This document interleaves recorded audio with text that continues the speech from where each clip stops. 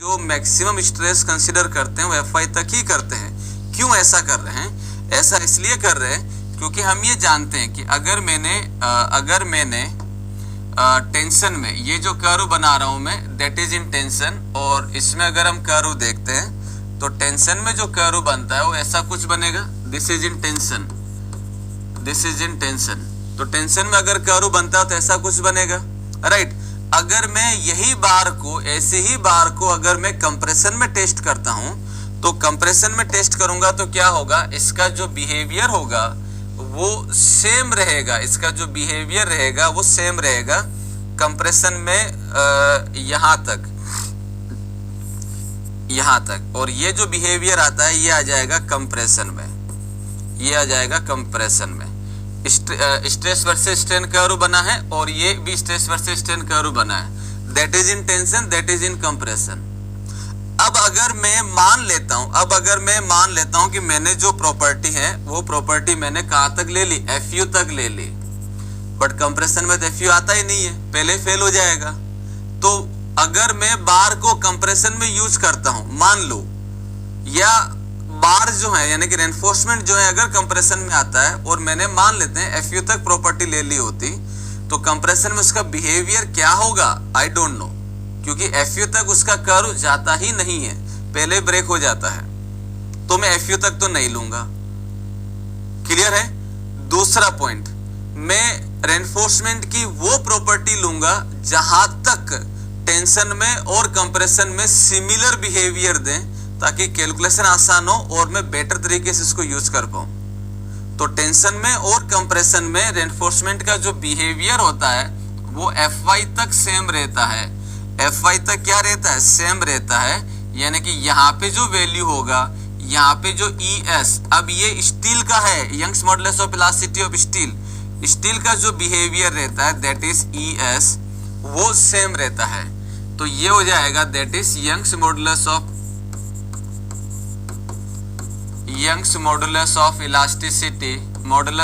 Elasticity of steel, जिसको मैं ES से बात कर रहा हूं। अब ये सेकेंड या स्टैटिक नहीं है, वो कंक्रीट में थी। इसका जो वैल्यू होगा that is the 2 × 10⁵ mega pascal या 200 गीगा पास्कल। पहला पॉइंट तो ये। दूसरा पॉइंट होता है दैट इज कि यील्ड तक जो रेनफोर्समेंट होता है वो सेम तरीके से बिहेवियर करता है tension as well as in compression. तो यहां पे हम लोग लिख सकते हैं up to yield point the बार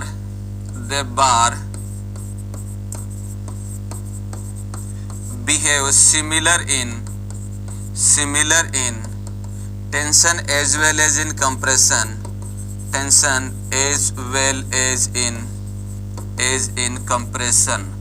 तो ये जो रहता है वो दोस्तों टेंशन और कंप्रेशन तक जो है वो बिहेवियर सेम देता है। क्लियर है?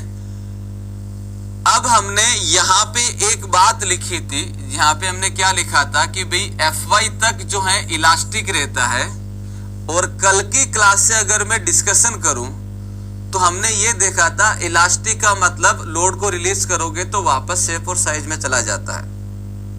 इसका मतलब कर्व लीनियर रहता है। तो चाहे मैं माइल्ड स्टील लूं, चाहे मैं HYSD स्टील लूं, दोनों में अगर मैं FY तक बिहेवियर ले रहा हूं तो FY तक कर्व लीनियर होगा, और कर्व लीनियर होगा तो उसका यंग्स मॉडुलस ऑफ इलास्टिसिटी यही होगा। दैट्स वाई सारी ग्रेड ऑफ स्टील के लिए जो E का वैल्यू होगा वो सेम रहेगा। तो यहां पे हम लोग ये पॉइंट लिख सकते हैं for all grade of the steel, यहां पे हम लोग एक पॉइंट लिख सकते हैं for all grade of steel, for, ये तीसरा हो जाएगा, for all grade of steel. यहां पे हम लोग तक जो है वो बिहेवियर सेम देता है। क्लियर है? Behave similar in tension as well as in compression tension as well as in compression. तो ये जो रहता है वो दोस्तों टेंशन और कंप्रेशन तक जो है वो बिहेवियर सेम देता है। क्लियर है? अब हमने यहाँ पे एक बात लिखी थी, यहाँ पे हमने क्या लिखा था कि भाई Fy तक जो है इलास्टिक रहता है, और कल की क्लास से अगर मैं डिस्कशन करूं तो हमने ये देखा था इलास्टिक का मतलब लोड को रिलीज करोगे तो तक जो है इलास्टिक रहता है, और कल की क्लास से अगर मैं डिस्कशन करूं तो चाहे मैं माइल्ड स्टील लूं चाहे मैं HYSD स्टील लूं, इलास्टिसिटी यही होगा।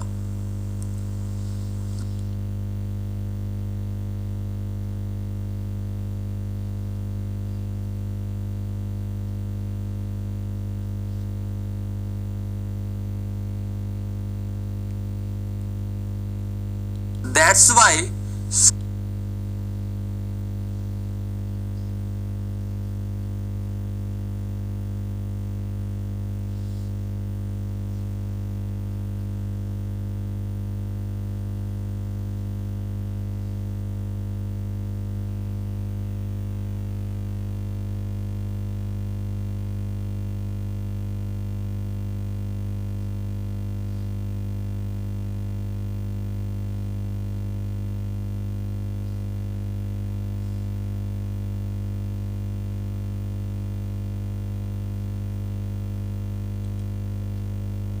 सारी ग्रेड ऑफ स्टील के लिए जो E का वैल्यू होगा वो सेम रहेगा।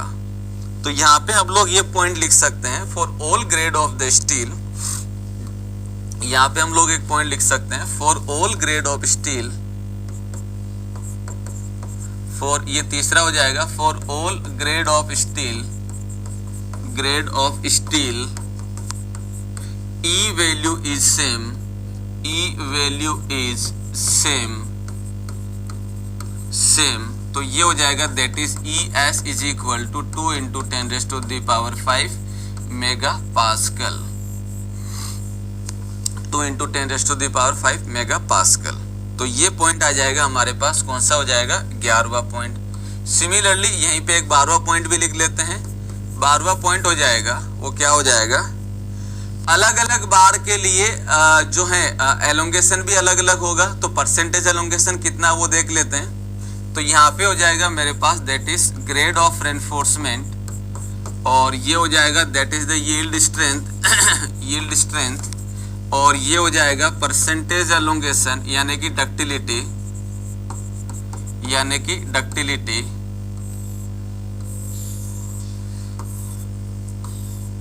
तो Fe 250 के लिए अगर मैं यील्ड की बात करता हूं तो यील्ड हो जाएगा 250, और इसका परसेंटेज एलोंगेशन जो रहता है वो 23% रहता है।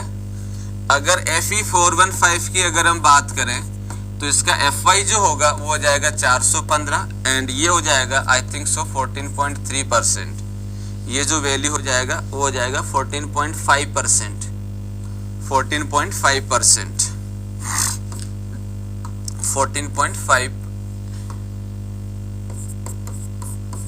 14.5%, ठीक है। एंड Fe 500 की अगर मैं बात करता हूं तो Fy हो जाएगा 500, एंड इसका जो वैल्यू होगा दिस इज द 12.5%।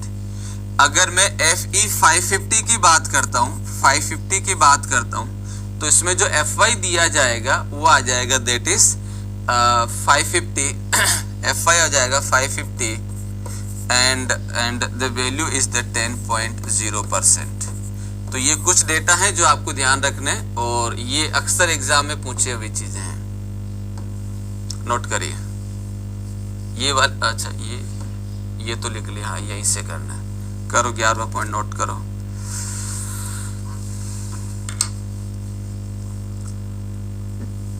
सबसे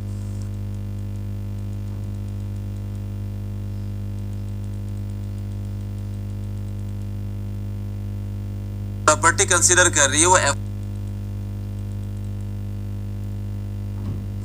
क्या अंकित और पवन नेहा सबका आंसर मिल गया होगा। राजन तुम्हारा भी।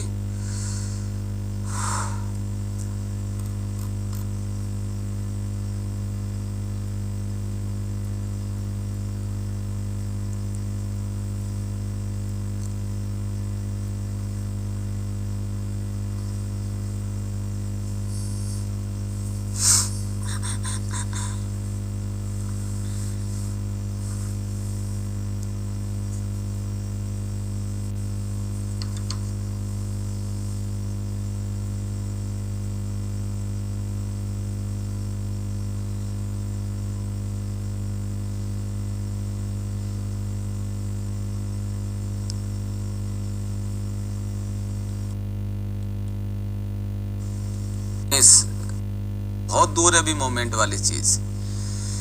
11 as tension as well as in compression, tension और कंप्रेशन में सेम तरीके से बिहेव करता है। अनिकेत हो गया, ये हो गया, ये हो गया। तो ये जो भी बातें हमने यहाँ पे सारी बोली थी वो हमने रेनफोर्समेंट को लेके सारी कहानी खत्म कर ली।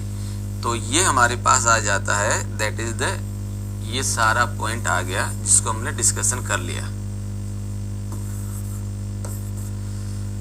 ओके चलो,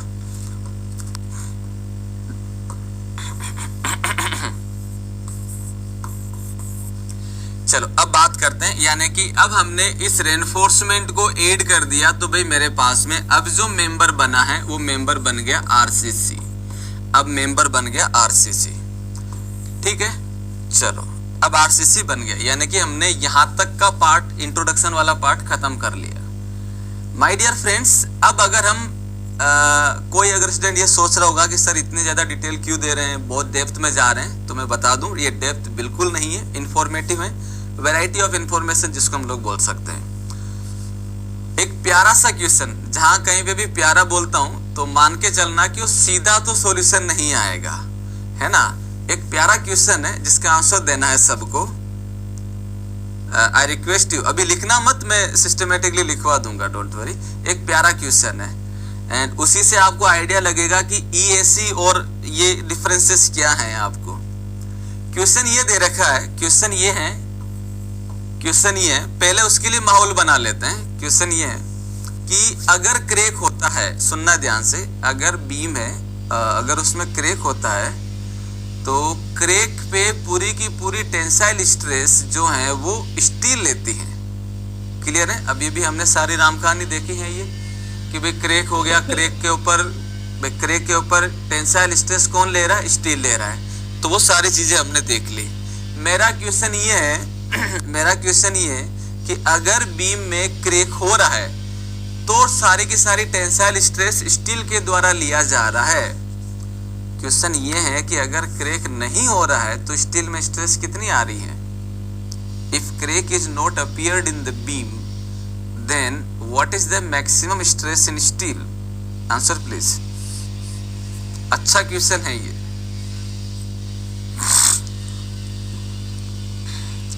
ऋषिकेश एफी 550 का एलोंगेशन 10%, बिल्कुल लिखे हैं।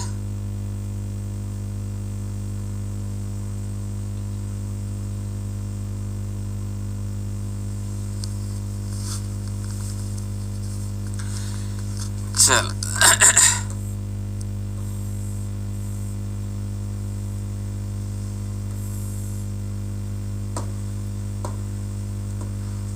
जिन्होंने कॉपी नहीं किया वो कॉपी कर लें। और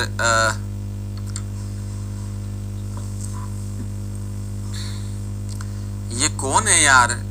FE415 designated FE415 represent here. चलो इसको भी बता देते हैं दीप ज्योति को। संकेत ES ऑल ग्रेड स्टील के लिए सेम है तो हम किसी भी ग्रेड का स्टील यूज कर सकते हैं, फर्क पड़ता है। क्या बात करते हो संकेत? अभी बताते हैं आपके, पहले मेरे क्वेश्चन का आंसर दो फिर आपके आंसर पे आते हैं, क्वेश्चन पे आते हैं। न्यूमेरिकल सोल्व करेंगे तो IS 456 800 रखना पड़ेगा? बिल्कुल नहीं, ये यूनिवर्सिटी एग्जाम नहीं है। रुकिए, परसेंटेज एलोंगेशन सामने है, परसेंटेज एलोंगेशन को टेबल नोट करी, 12.500 का एलोंगेशन। अच्छा, प्रिंस का आंसर है 28 mega pascal. Rishikesh FY steel FY lower there yield characteristic FCR। Vyom Mishra question repeat. चलो दोस्तों कि अगर कंक्रीट में अगर कंक्रीट बीम में PCC बीम में अगर क्रैक अपीयर, मान नॉट PCC, अगर बीम में क्रैक अपीयर होता है तो पूरी की पूरी टेंसाइल स्ट्रेस रेनफोर्समेंट के द्वारा ली जाती है। अगर क्रैक अपीयर नहीं होता है बीम के अंदर तो कितना स्ट्रेस आएगा स्टील में, ये बताना है, ये बताना है। What is the maximum stress in steel if crack is not appeared then?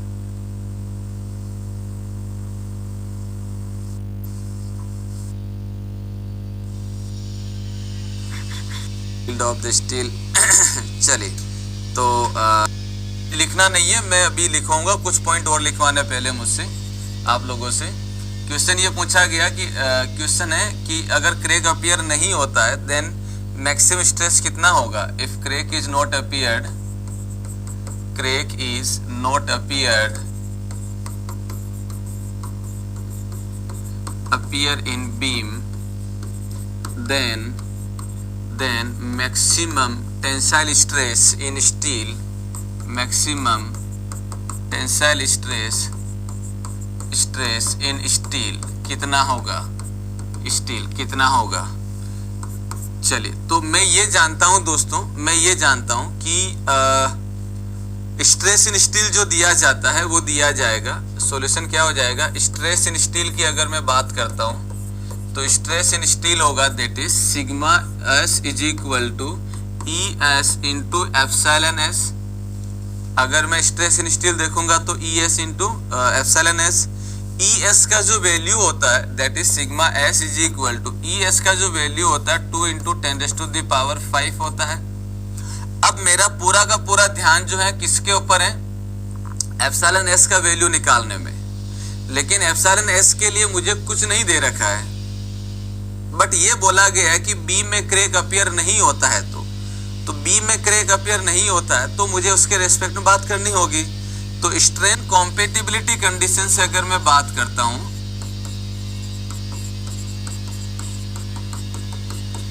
Strain compatibility condition से अगर मैं बात करता हूं तो epsilon s is equal to epsilon c होता है, हाँ या ना। स्टील में जो स्ट्रेन आएगी वो कंक्रीट में स्ट्रेन के बराबर होगी। स्ट्रेन क्या होता है, स्ट्रेन को मैं लिख सकता हूं सिग्मा बाई ई, तो इसको मैं लिख सकता हूं सिग्मा सी बाई ई सी। ई सी का वैल्यू मैं जानता हूं that is the 5000 root F C K, 5000 root F C के होता है। लेकिन सिग्मा सी क्या, स्ट्रेस इन कंक्रीट। तो कंक्रीट में बिना क्रैक हुए मैक्सिमम स्ट्रेस कितनी जा सकती है, कंक्रीट में बिना क्रैक हुए मैक्सिमम स्ट्रेस कितनी जा सकती है, that value is the 0.7 root F C K. बिना क्रैक हुए मैक्सिमम स्ट्रेस जो जा सकती है that is the 0.7 root F C K, इतनी जा सकती है। इससे ज्यादा हो गया तो क्रैक अपीयर हो जाएगा, लेकिन हमें तो क्रैक के लिए मना किया गया है। तो यहाँ पे अगर मैं वैल्यू देखूंगा तो एप्सिलॉन सी का जो वैल्यू आएगा वो आ जाएगा 1.4 इंटू 10⁻⁴। ये एप्सिलॉन सी का वैल्यू आ गया। एप्सिलॉन सी बराबर होता है एप्सिलॉन एस के, तो मैं इस वैल्यू को यहाँ पे पुट कर सकता हूँ 1.4 into 10⁻⁴। So the stress in steel is equal to 28 megapascal. और ये ईएससी का ऑब्जेक्टिव है, ये ईएससी का ऑब्जेक्टिव है। और अगर आप एसएससी के ऑब्जेक्टिव देखते हैं तो ये एक क्वेश्चन है, ये दूसरा क्वेश्चन है, ये तीसरा है, ये चौथा है, ये पांचवा है, ये छठा है जो वैल्यू लिखा है, बट ये ऑब्जेक्टिव है ईएससी का। सो that is the differences you can see कि वहां पे क्या बातें होती हैं, यहाँ पे क्या होती हैं। क्लियर हो गया सबको। तो the answer is the 28 megapascal. Only एक स्टूडेंट का सही था, प्रिंस रहा होगा शायद ये, हाँ प्रिंस का। ठीक है, चलो तो ये आपको ध्यान रखना है। तो यहाँ पे क्या हो गया, ये सारी बातें हमने लिख ली थी। क्या कोई डाउट पूछ रहे थे? ग्रेड ऑफ, हाँ, चलो एक क्वेश्चन ये आया है दीप ज्योति का। आगे लिखने से पहले मैं एक क्वेश्चन आपसे पूछ लेता हूं ताकि ये भी क्लियर हो जाए, ये हो जाए। अच्छा, रेनफोर्समेंट को हम लोग रीबार भी बोलते हैं। रेनफोर्समेंट को हम लोग रीबार भी बोलते हैं, तो कंफ्यूज मत होइएगा। ये हो गया, ये ग्राफ हो गया, ये हो गया, ये हो गया। हाँ, इसका आंसर दो। दूसरा question, read the question and answer it.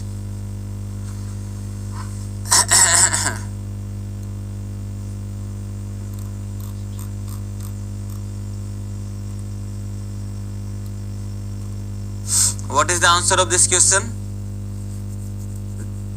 ये दीप ज्योति ने पूछा था, अगर ऐसा कुछ लिखा आ रहा तो उसमें क्या रिप्रेजेंट करेगा। तो ये क्वेश्चन आपके सामने जो लिखा गया है वो एग्जाम में आ रखा है। If a bar is tested in laboratory and the result is given by Fe415, the numeric value represent here. Answer please. A, B, C, D क्या होगा?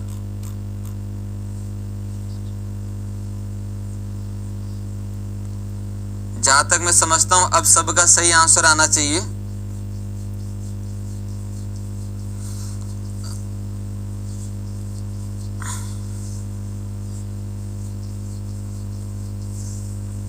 बताओ, क्लास में बहुत सारे बच्चे हैं, आंसर ओनली 4-5 का है। व्योम, वृंद,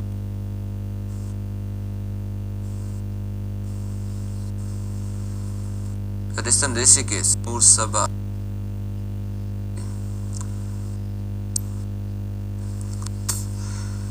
जबकि मैं ऑलरेडी इसका एक्सप्लेनेशन दे चुका हूं। क्या दे चुका हूं मैं?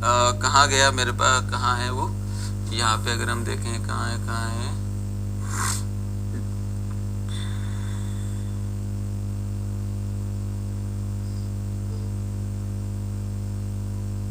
ये रहा।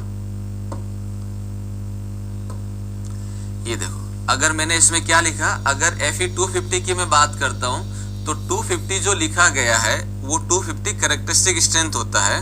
और कैरेक्टरिस्टिक स्ट्रेंथ किसकी होती है? कैरेक्टरिस्टिक स्ट्रेंथ होती है मेरे पास में, अगर मैं कंक्रीट की बात करूंगा तो कंप्रेशन के रेस्पेक्ट में, और एनफोर्समेंट की बात करूंगा तो यील्ड के रेस्पेक्ट में। क्लियर है? और कैरेक्टरिस्टिक स्ट्रेंथ हमेशा किसकी होती है? सैंपल या मिक्स की होती है। सैंपल या मिक्स की होती हैं। ये मैं वहां पे लिखवा चुका हूँ कंप्रेशन में, कंक्रीट की कंप्रेसिव स्ट्रेंथ में। ठीक है, तो कैरेक्टरिस्टिक स्ट्रेंथ सैंपल या मिक्स की होती हैं। अगर मैं एक क्यूब, एक सिलेंडर या एक स्पेसिमेन को टेस्ट करता हूं और M20 लिख देता हूं तो उसकी जो स्ट्रेंथ होगी वो खुद की होगी, that is the compressive strength. इसी तरीके से अगर मैं एक बार टेस्ट करता हूं और ये वैल्यू लिख दिया मैंने, तो ये जो वैल्यू होगा वो क्या होगा? यील्ड होगा। लेकिन अगर मैं कुछ भी नहीं लिखता हूं या सैंपल लिख देता हूं तब उस केस में ये जो वैल्यू होगा वो कैरेक्टरिस्टिक होगा। सो इसका मतलब ये रहा कि हमारे जो क्वेश्चन दे रखा है उसको ध्यान से पढ़ना है और ये देखना है कि क्या दिया है। इसमें दे रखा है एक बार, इसमें हमें दे रखा 1 बार, एक बार टेस्ट की गई है। तो जब मैंने एक बार टेस्ट करी है तो खुद की स्ट्रेंथ होगी, और खुद की स्ट्रेंथ बार के लिए यील्ड के रेस्पेक्ट में दी गई है। ठीक है, तो एक बार टेस्ट की गई लेबोरेटरी के अंदर और रिजल्ट दे रखा है Fe415, तो 415 जो होगा वो क्या हो जाएगा? ये हो जाएगा मेरे पास में Fy। अगर एक बार 1 बार अगर टेस्ट किया गया है तो that is the yield strength. लेकिन अगर मैं इस क्वेश्चन में चेंज कर देता, चेंज क्या कर देता? चेंज ये कर देता कि इसको मैं हटा देता, मान लीजिए हटा देता, और मैं लिखता कि if bar is if steel is tested in the laboratory, and the result is given by Fe415, the 415 represent here, तब उस केस में आंसर होता है कैरेक्टरिस्टिक स्ट्रेंथ। कारण क्योंकि अब हमें ये नहीं बोला गया है कि भाई ये बार है, एक्चुअली बार है या सैंपल है। तो if nothing is mentioned then definitely we assume that कि हमारे पास सैंपल का वैल्यू लिखा जाता है। क्लियर है? अब अगर मैं सेम क्वेश्चन को रिपीट कर दूं तो अगर आपसे ये पूछ दूं कि Fe415 में numeric value Fe415 is corresponding to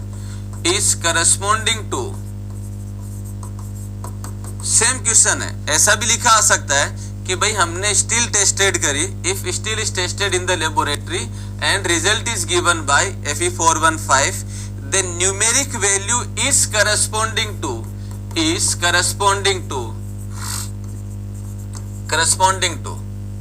तो भी आंसर यील्ड होता, क्योंकि करस्पॉन्डिंग टू ऑब्वियसली बात है, स्टील की बात कर रहे हैं, ये रिजल्ट दिया गया तो ये कैरेक्टरिस्टिक स्ट्रेंथ है, लेकिन किसके रेस्पेक्ट में दी गई है? तो ये यील्ड के रेस्पेक्ट में दी गई है। तो read the question properly and then answer it. I hope ये सबको क्लियर हो गया होगा कि इसमें क्या आंसर होगा। तो कैरेक्टरिस्टिक जो होती है वो ये हो जाएगा, and it is corresponding to the yield strength of the specimen. ठीक है दोस्तों, तो जिन जिन का नाम लिया वो गलत है, बाकी सबका सही था। तो पहले ये लिख लो, तो इसका आंसर हो जाएगा that is the yield strength. Note करो इसको पहले।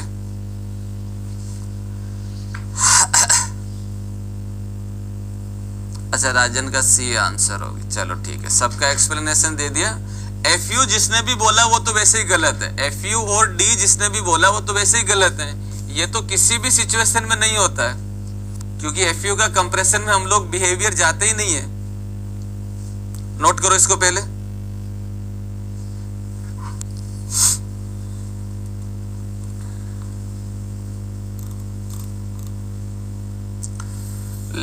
लैब में टेस्ट कर रहे हैं तो अल्टीमेट स्ट्रेंथ होगा ना। अरे यार अवनीत, लैब में टेस्ट कर रहे हैं तो क्या हुआ, बिहेवियर तो एफ वाई तक ही सिमिलर है ना, उसके आगे तो नहीं है।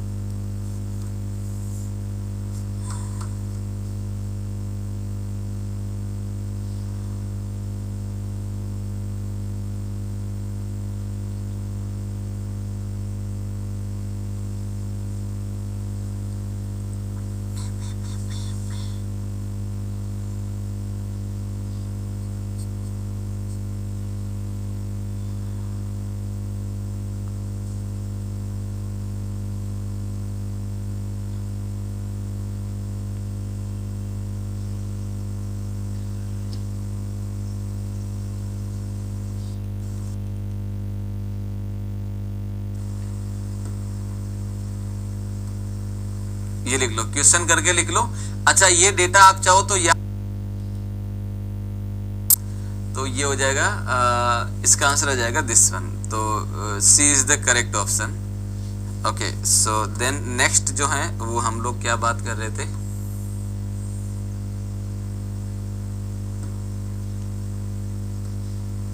ये लिख लो, क्वेश्चन करके लिख लो। अच्छा, ये डेटा आप चाहो तो याद भी रख सकते हो, बट ईएससी में तो खैर याद करने के लिए बोलते नहीं, आप चाहो तो इसको याद रख सकते हो कि भाई बिना क्रैक हुए किसी बीम के अंदर कितनी स्ट्रेस आती है। तो दिस इज द 28 मेगापास्कल। ये फिक्स वैल्यू है क्योंकि ये स्टैंडर्ड फॉर्मुलेशन पे बेस्ड है, ठीक है ना। तो ये आप स्टैंडर्ड डेटा के तौर पे भी याद रख सकते हैं। लिखो इसको क्विक।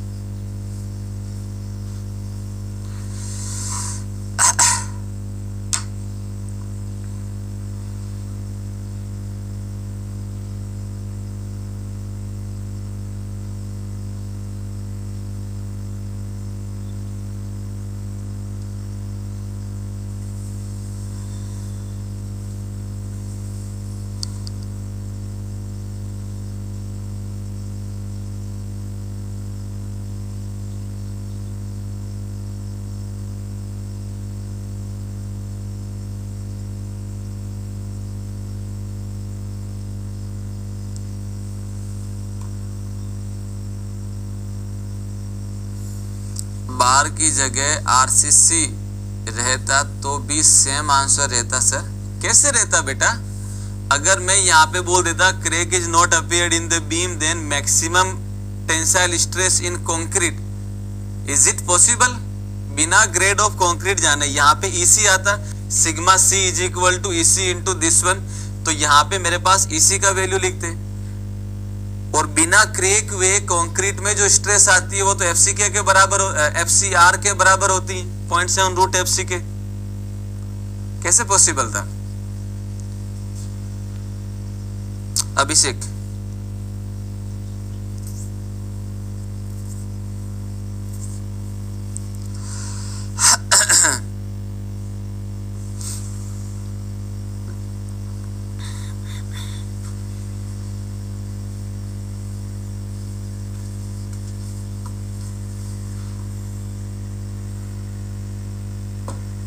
चलिए, सो ये बात हम लोग इसमें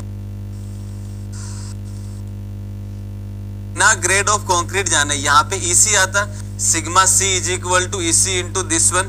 तो यहाँ पे मेरे पास ईसी का वैल्यू लिखते, और बिना क्रैक हुए कंक्रीट में जो स्ट्रेस आती है वो तो एफसी के बराबर, एफसी आर के बराबर होती है 0.7 रूट एफसी के। कैसे पॉसिबल था अभिषेक?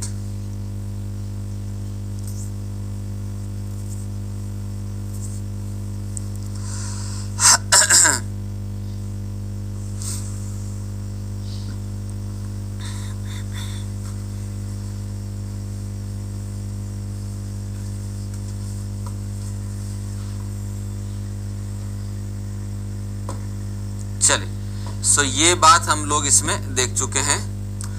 नाउ द नेक्स्ट पॉइंट, यहाँ पे अगर हम बात करें दोस्तों, तो इंट्रोडक्शन पार्ट के अब हम जो है सबसे लास्ट वाले वर्ड पे आ चुके हैं। ये हो गया, ये हो गया, ये हो गया, ये हो गया, ये हो गया।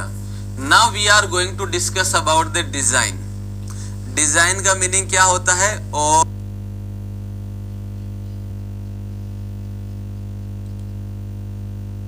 और ये कौन कौन से कोड हम लोग यूज करते हैं और इसका बेसिक पर्पज क्या है इसका सेंस, तो उसके बारे में हम लोग बात करेंगे। तो नेक्स्ट हो जाएगा that is the design. Design करने के लिए अगर हम बात करें कि डिजाइन, अगर हमें किसी बिल्डिंग को डिजाइन करना है तो उसके बेसिक पैरामीटर, बेसिक रिक्वायरमेंट क्या है। तो बेसिक रिक्वायरमेंट ये होती है कि अगर मैं किसी भी स्ट्रक्चर को डिजाइन करता हूं तो सेफ होना चाहिए, उसका जो भी लोड लगता है उसको वो ट्रांसफर करने के लिए कैपेबल होना चाहिए, अपनी जगह बना होना चाहिए, स्टेबल होना चाहिए और सर्विसेबल होना चाहिए। 3 बेसिक रिक्वायरमेंट हैं जो स्ट्रक्चर को डिजाइन करने के लिए फुलफिल होनी जरूरी है। मेंबर कैपेबल होना चाहिए, यानी कि उसकी स्ट्रेंथ होनी चाहिए, अपनी जगह बना रहना चाहिए, पता लगा लोड के अंदर वो मूव कर रहा है या डिस्प्लेस हो रहा है वो भी पॉसिबल नहीं है, और सर्विसेबल होना चाहिए। मान लो लोड ज़्यादा लग गया, एक जो डिज़ाइन वैल्यू से ज़्यादा लोड आ गया, या अर्थक्वेक आ गया, या ज़्यादा डिफ्लेक्शन हो गया, या कुछ ऐसी चीज़ें हो गई जो हमने डिज़ाइन में कंसिडर नहीं करी हैं, बट फिर भी वो सर्विसेबल रहना चाहिए। सो द बेसिक रिक्वायरमेंट जो रहती है इस बेसिक रिक्वायरमेंट जो रहती है स्ट्रक्चर की डिज़ाइन की, वो रहती हैं 3 चीज़ें, strength, stability and serviceability. Strength ये कहता है to resist safely the stresses induced by load in the member. Load की वजह से मेंबर में जो स्ट्रेसेस इंड्यूस की गई है वो सेफली रजिस्ट होनी चाहिए, यानी कि कैपेबल होना चाहिए। स्टेबिलिटी हो जाएगा to prevent the overturning, sliding and buckling of the structure और पार्ट ऑफ इट, यानी कि या तो पूरा का पूरा स्ट्रक्चर ओवरटर्न नहीं करना चाहिए, ना ही स्लाइड करना चाहिए, ना ही जो है ये बकलिंग होना चाहिए, राइट। या तो मेंबर या पूरा का पूरा स्ट्रक्चर, कोई भी मेंबर इस तरीके का फेलियर नहीं देना चाहिए। सर्विसिबिलिटी हो जाएगा to ensure satisfactorily performance of the structure under service load condition. Normal जो लोड लग रहा है उसके अंदर बिल्डिंग 100% सर्विसेबल होना चाहिए, राइट। तो ये ऑब्जेक्टिव आपसे पूछा जा सकता है कि what are the basic requirement for the structure, design of the structure. तो 3 बेसिक रिक्वायरमेंट होती हैं, नोट करिए।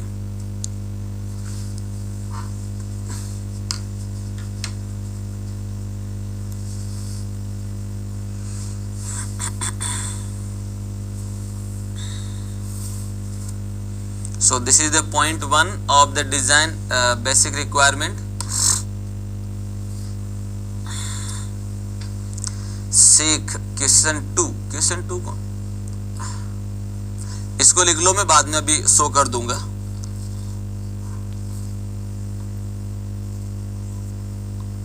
हेडिंग नहीं लगाना है दोबारा, आपको ओनली ये वाली हेडिंग लगानी है, डिजाइन, और डिजाइन को अंदर पहला पॉइंट हो जाएगा ये। पता लगा बार बार ये पूरा लिख रहे हैं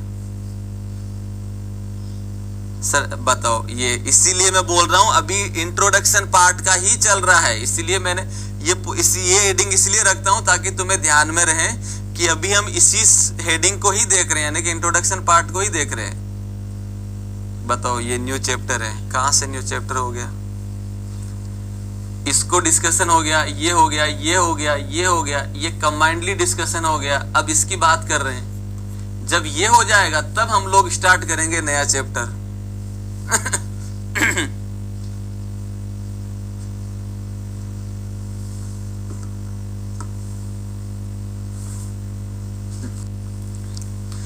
So the basic requirements are strength, stability and serviceability. Strength to resist safely the stresses induced by load in the member, and stability prevent the overturning, sliding or buckling of the structure or part of it, यानी कि कोई भी member.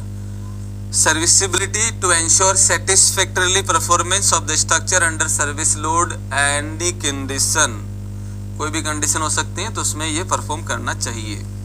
This is the second point.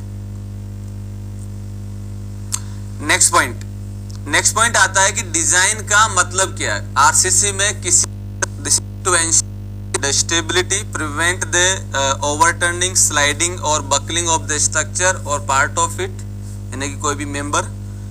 Serviceability to ensure satisfactorily performance of the structure under service load and condition, कोई भी condition हो सकती है तो उसमें ये परफॉर्म करना चाहिए। This is the second point. Next point आता है कि डिजाइन का मतलब क्या है। आरसीसी में किसी भी चैप्टर में अगर ये लिखा आता है कि डिजाइन ए बीम एंड आगे जो भी डेटा दे रखा है, या कॉलम या वाटर टैंक या pre stress beam, slab, anything, कुछ भी अगर लिखा आ जाता है तो डिजाइन के अंदर, आरसीसी का कंक्लूजन बता रहा हूं, तो उस चैप्टर में यानी कि उस क्वेश्चन में आपको ओनली दो चीजें करनी है। गिवन लोड और कंडीशन के लिए मेंबर का डायमेंशन निकालना है। कॉलम है तो कॉलम का, स्लेब है तो स्लेब का डायमेंशन, फुटिंग है तो फुटिंग का, बीम है तो बीम का, वाटर टैंक है तो वाटर टैंक का। तो पहला टास्क होगा आपका गिवन लोड और सिचुएशन के लिए डायमेंशन कैलकुलेट करना। दूसरा टास्क हो जाएगा उस डायमेंशन के लिए एरिया ऑफ स्टील कैलकुलेट करना। इसके अलावा डिजाइन वाले चैप्टर में आप कुछ नहीं करते हैं। तो डिजाइन का जो मीनिंग होगा वो हो जाएगा, पहला होगा कैलकुलेट द मिनिमम डायमेंशन, दूसरा हो जाएगा calculate area of steel. This is the area of steel. मैं यहाँ पे ये कतई नहीं लिख रहा हूं कि ये टेंशन है या कंप्रेशन है, मैं ओनली एएस लिख रहा हूं, ठीक है। अब हम जो डायमेंशन कैसे निकालेंगे, एरिया ऑफ स्टील कैसे निकालेंगे, उसके लिए हमारे पास डिजाइन मेथड्स हैं। कौन कौन से मेथड हैं? पहला हो जाएगा वर्किंग स्ट्रेस मेथड, जिसको हम WSM से बोलते हैं, और ये IS 456 1978 कोड के अकॉर्डिंग है, जो अब यूज में नहीं होता। ये कोड अब यूज में नहीं है, not in use. But WSM के कुछ प्रोविजंस जो हैं, WSM के कुछ प्रोविजन इस कोड में एनेक्स B में दे रखे हैं। आ गया समझ में? WSM के कुछ प्रोविजन जो इंपॉर्टेंट प्रोविजंस हैं, वो सारे प्रोविजन इस कोड में, IS 456 कोड में, 2000 वाले कोड में एनेक्स B में गिवन है। But this code not now in use, not now in use.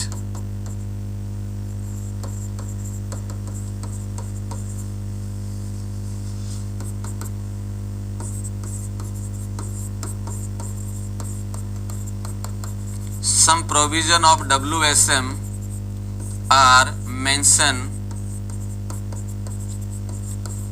in Annex B of IS 456 2000, IS 456 2000।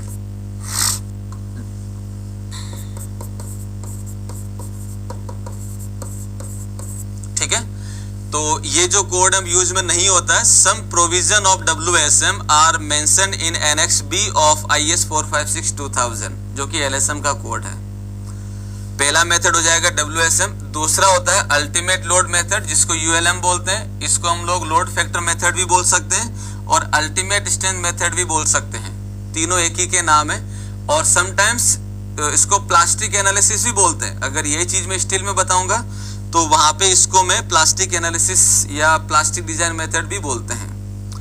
तीसरा हो जाएगा लिमिट स्टेट मेथड, जो राइट टाइम, अभी के प्रेजेंट टाइम में यूज किया जा रहा है। So that is the one. So तीन मेथड है और ये सिलेबस में है, पहला और तीसरा जो हम लोग देखेंगे, नोट करिए।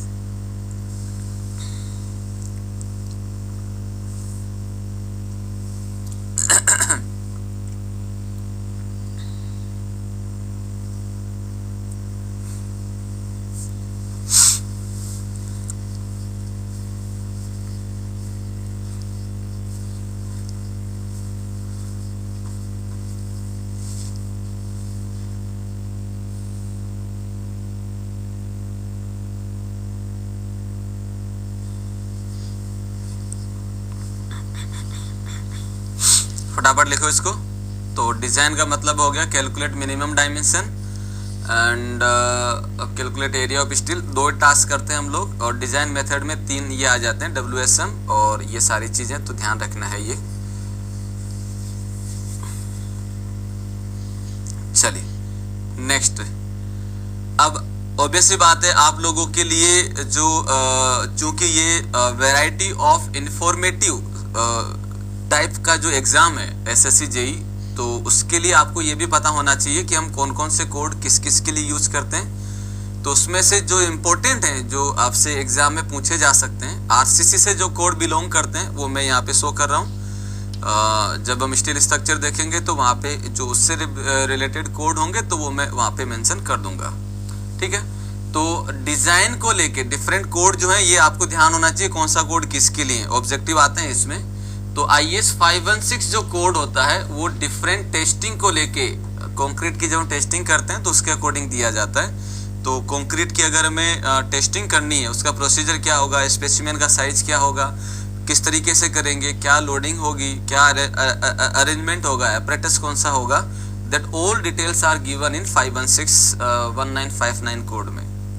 IS 13920 this is the code basically ductile detailing देता है स्ट्रक्चर में RCC के अंदर डक्टिलिटी इंक्रीज करने के लिए, ताकि अर्थक्वेक प्रोन जोन के अंदर अगर बिल्डिंग बना रहे हैं तो वहां पे वो सेफ रहें, और अगर मान लो कोलैप्स हो भी रही है तो एक सिग्निफिकेंट डिफॉर्मेशन दें ताकि आप अपने आप को एस्केप कर सके।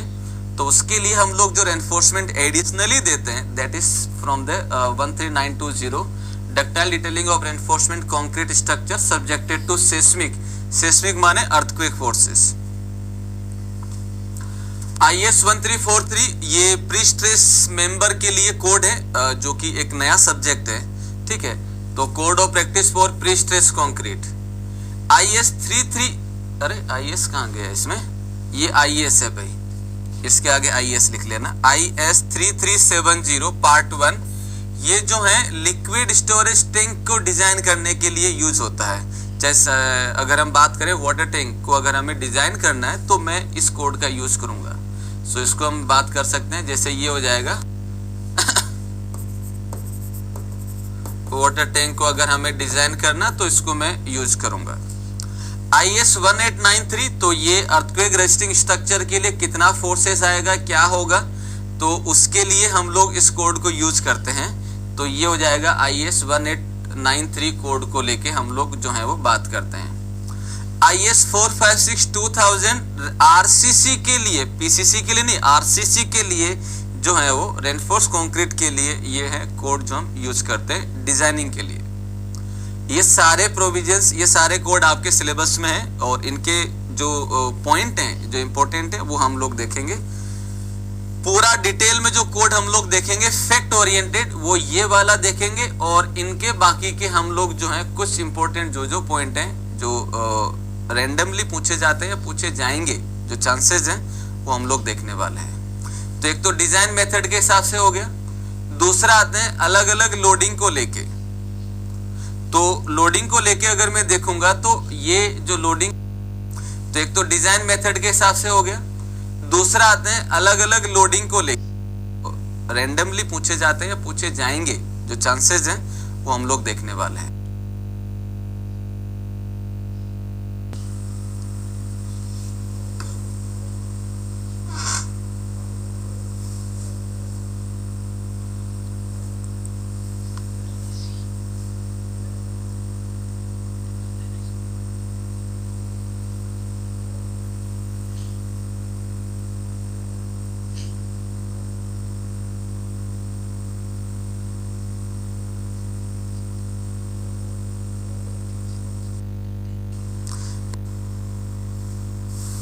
पास में जो है डिजाइनिंग का जो पार्ट आता है वो ये हो गया, इसको नहीं करते हैं, ये भी नहीं है। Okay, so my dear friends, अब अगर हम बात करें तो यहाँ पे हमने जो टॉपिक यानी कि जो सब्जेक्ट स्टार्ट किया था, design of reinforce cement concrete structure, cement concrete structure cement concrete structure, इसमें हम लोगों ने सबसे पहले स्ट्रक्चर का डेफिनेशन देखा, फिर सीमेंट की बात करी, फिर कंक्रीट की बात करी, then reinforcement and then design word को हम लोग देख चुके हैं। ये सारा बात हम लोग अभी तक कर चुके हैं। अब हम जो स्टार्ट करने वाले हैं वो आ जाएगा हमारे पास analysis of singly reinforce section. लेकिन उसको आगे बढ़ने से पहले यहाँ पे आप एक नोट करके पॉइंट लिख लो, नोट करके पॉइंट लिख लीजिए। वो क्या होगा, नोट करके पॉइंट लिख लो। आरसीसी जो होती है वो दो तरीके की होती हैं। अगर मैं आरसीसी के टाइप देखता हूँ, टाइप ऑफ आरसीसी अगर देखता हूँ तो दो तरीके का होता है, टाइप ऑफ आरसीसी। यानी कि अगर मैं पूछता हूँ कि आपके आरसीसी कितने तरह की हैं, तो ये दो तरह की होगी। पहला हो जाएगा मेरे पास दैट इज कास्ट इन सीतू, और दूसरा होगा अरे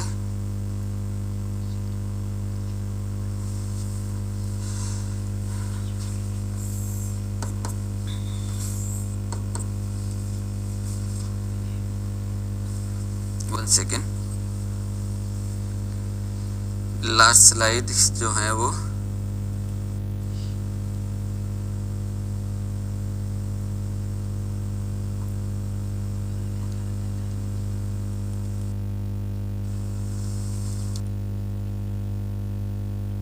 that is the precast. हाँ, ये प्री कास्ट होगा, this is the pre cast.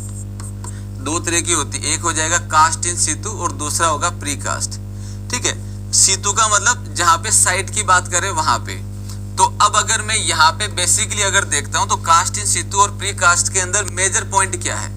Cast इन सीतू का मतलब है जो हम लोग आरसीसी का बिल्डिंग बनते हुए देखते हैं, जहाँ पे साइट है, जो सिचुएशन है वहीं पे बिल्डिंग बन रहा है।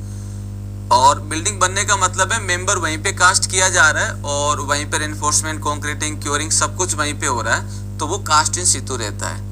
ठीक है, क्लियर है। तो इसमें क्या होगा कि मेंबर जो हैं वो साइट पे ही कास्ट होते हैं। Member are casted at site, site पे ही कास्टेड होते हैं। ठीक है, तो ऑब्वियस सी बात है इसके अंदर जो मेन पैरामीटर रहता है, मेन जो पैरामीटर रहता है वो रहता है क्वालिटी ऑफ कंक्रीट। मेन जो पॉइंट रहता है, मेन क्रिटिकल पॉइंट जो रहता है वो क्या रहता है, क्वालिटी ऑफ कंक्रीट। तो इसमें अगर हम देखते हैं तो मेन क्रिटिकल पॉइंट हो जाएगा, मेन क्रिटिकल पॉइंट जो हो जाएगा दैट इज क्रिटिकल पॉइंट हो जाएगा that is quality of material. Quality of material हम लोग ये इंश्योर नहीं कर सकते कि भाई वहाँ पे जो मटेरियल की क्वालिटी है वो सेफ रहेगी, मतलब एज पर स्टैंडर्ड है या नहीं। ठीक है, तो ये सबसे मेजर पॉइंट रहता है। और प्री कास्ट के अंदर क्या कहानी होती है, प्री कास्ट के अंदर जो है कोई भी मेंबर जो है वो मेंबर कास्टिंग यार्ड में या लेबोरेटरी में बना लिया जाता है और उस मेंबर को साइट पे ट्रांसपोर्ट करते हैं और वहां पे ज्वाइंट कर देते हैं। यानी कि अगर मैं देखता हूं तो स्लेब है, वॉल है, कॉलम है, बीम है, ये सारे के सारे कास्टिंग यार्ड में बना लिए गए और वहां से उसको साइट के ऊपर लाया गया और ज्वाइंट करके उसको परफेक्टली स्ट्रक्चर का शेप दे दिया गया। ठीक है, तो इसके अंदर जो रहता है मेंबर जो रहता है, members are casted at laboratory, ये लेब के अंदर कास्ट किए जाते हैं। और इसमें मेन जो क्रिटिकल पॉइंट रहता है, मेन क्रिटिकल पॉइंट जो रहता है वो पॉइंट रहता है that is joint, construction joint. Main critical point जो रहता है वो क्या रहता है, कंस्ट्रक्शन जॉइंट। जॉइंट अगर प्रॉपर नहीं बना तो स्ट्रक्चर फेल हो जाना है। इसमें क्वालिटी 100% इंश्योर रहती है, कारण क्योंकि लेबोरेटरी में बना है और लैब के अंदर स्किल्ड लेबर और एटमॉस्फेरिक कंडीशन अपने हिसाब से बनाई जा सकती हैं।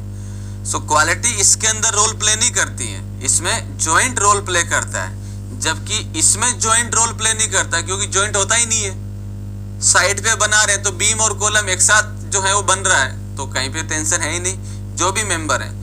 तो इसमें जॉइंट, इसके अंदर जॉइंट रोल प्ले नहीं करता है, क्वालिटी ऑफ कंक्रीट जो है रोल प्ले करती है। तो this is the one, note करके लिख लो इसको।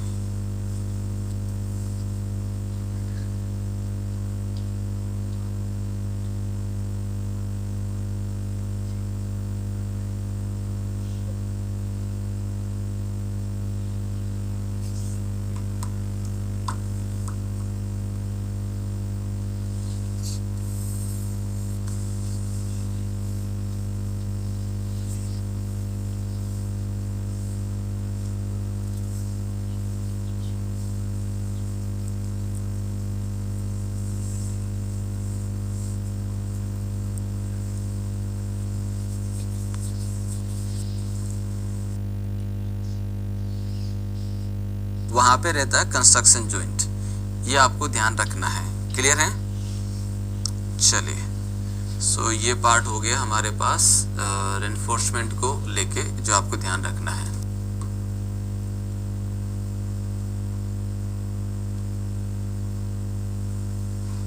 लिख लिया होगा सबने?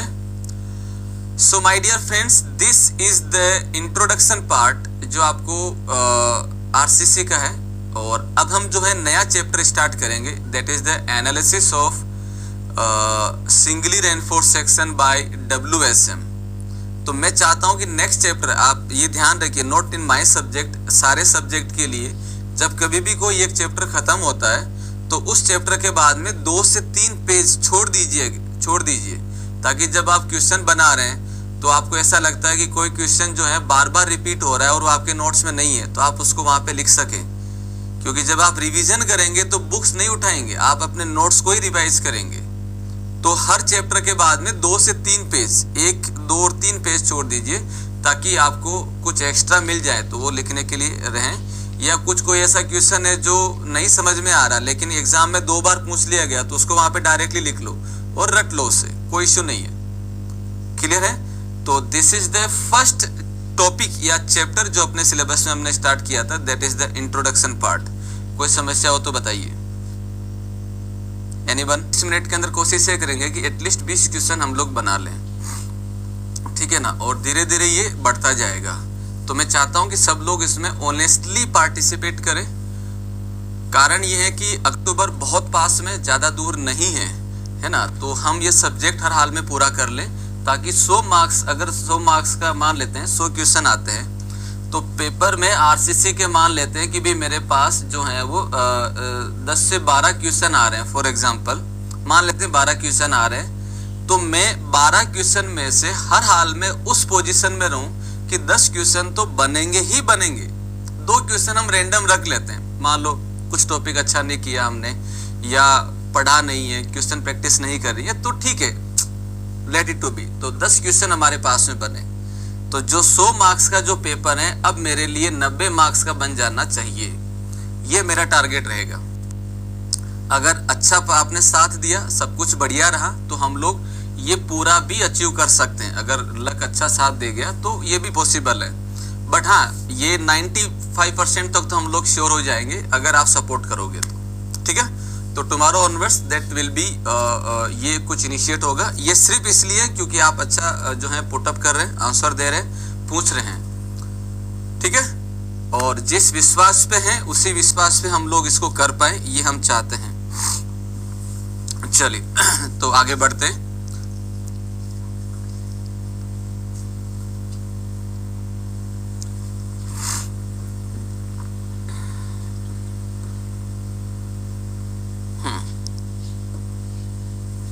स्टार्ट करते हैं। So now we are going to start a new topic. So next heading लगाइए, दैट इज द, अब मैं जो हेडिंग बता रहा हूँ वैसे वैसे लिखना, ताकि आपको सिस्टमेटिक नोट्स बना रहे हैं। 2-3 पेज छोड़ दीजिएगा, उसके बाद लिखना शुरू करिएगा। नेक्स्ट हेडिंग लगाइए, working stress method. Working stress method जो कि होता है WSM के द्वारा हम लोग बोलते हैं। और इसके प्रोविजंस जो हैं, इसके प्रोविजन जो हैं वो IS 800 सॉरी IS 456-2000 LSM के कोड में एंड के अंदर, एनेक्स बी के अंदर दिए हुए, तो उसी से हम लोग सारी बात कर रहे हैं। जो इसका खुद का कोड है वो अब यूज में नहीं होता है, तो उसको लेके हम बात भी नहीं करेंगे, ठीक है?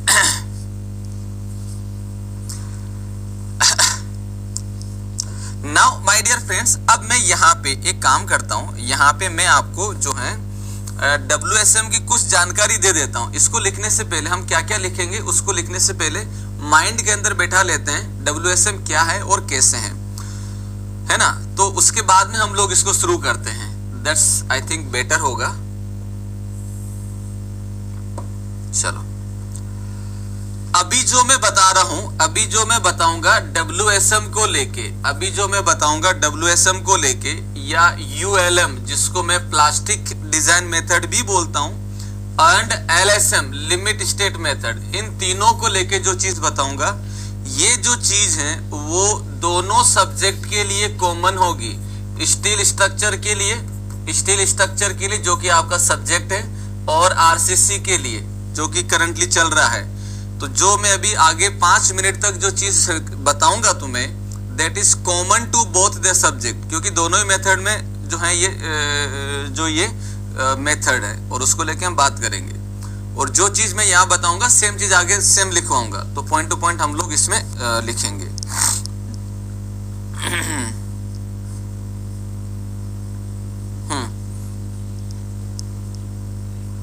मत होइएगा, है ना, बस सुनिए बस, और कुछ नहीं। तीनों मेथड की राम कहानी क्या है और ये क्या क्या बताते हैं, क्या इनका सीन है, तो उसके बारे में हम लोग बात कर रहे हैं। तो ये मेरे पास में ग्राफ है, this is the best graph curve विच, इसके द्वारा हम लोग किसी भी चीज को एक्सप्लेन कर सकते हैं, ठीक है।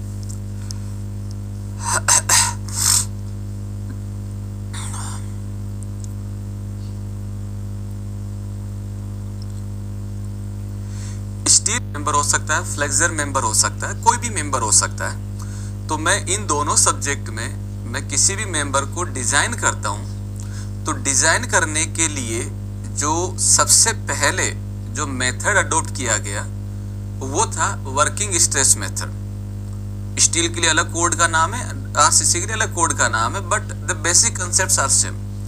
तो सबसे पहले जो मेथड अडॉप्ट किया गया वो अडॉप्ट किया गया WSM, वर्किंग स्ट्रेस मेथड। और वर्किंग स्ट्रेस मेथड ने जो फेलियर स्ट्रेस अज्यूम करी, वो अज्यूम करी, सबसे पहले जो फेलियर स्ट्रेस अज्यूम करी वो अज्यूम करी